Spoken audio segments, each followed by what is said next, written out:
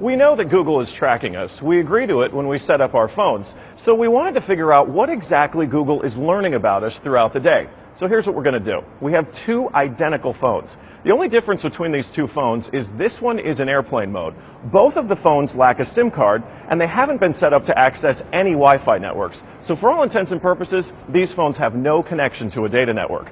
We're going to keep them with us throughout the day. And while I travel around DC, we're going to figure out just what Google is finding out about me. Our first stop, Sim's convenience store, just outside our Fox bureau, for a quick coffee.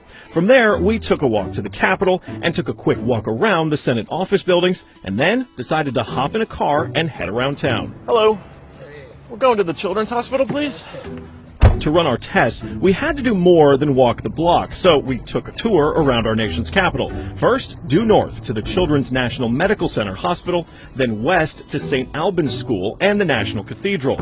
Our tour around town was a 14-mile journey that lasted more than an hour. The entire time, the phones had no access to the internet. Oh my goodness. Not a Wi-Fi connection and not any cellular data service. It almost seemed quaint to assume that Google wouldn't even be able to collect data on me. Let's head back to the bureau, my friend. Oh, that church is beautiful.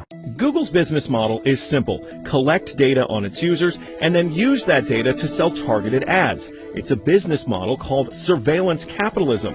But does that critical data collection work even when your phones aren't connected? So we're back here at our Fox Bureau in DC, and we've got both of our phones exactly how we left with them. The only difference, really, I snapped a couple of bad selfies at the National Cathedral.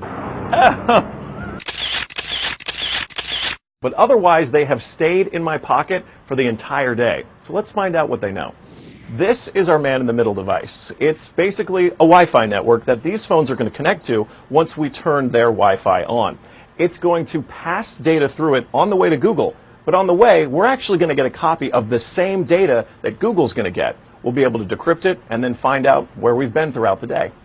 Within minutes, the numbers rolled in. The phone that wasn't on airplane mode registered more than 100 locations, 130 activities, and even 152 barometric readings.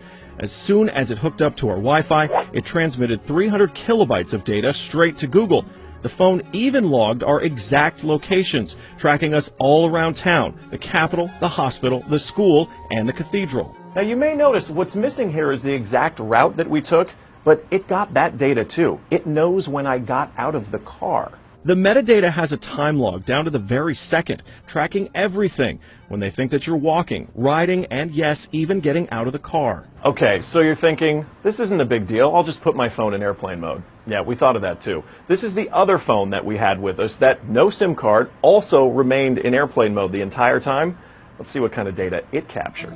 The phone with airplane mode activated actually logged more locations and activities than the other phone, and it also transferred hundreds of kilobytes of data to Google as soon as it was activated. The only thing that's missing from this map is our stop at the Children's Hospital, but it still knows we were there. There it is. Exiting vehicle, 100% accuracy. Through complicated user agreements and free software, Google gets users to sign away their privacy for nothing. They're even following you in the places that most people would expect total privacy: government buildings, a children's hospital, a private school, a church. Every move you make, every step you take, Google is watching you.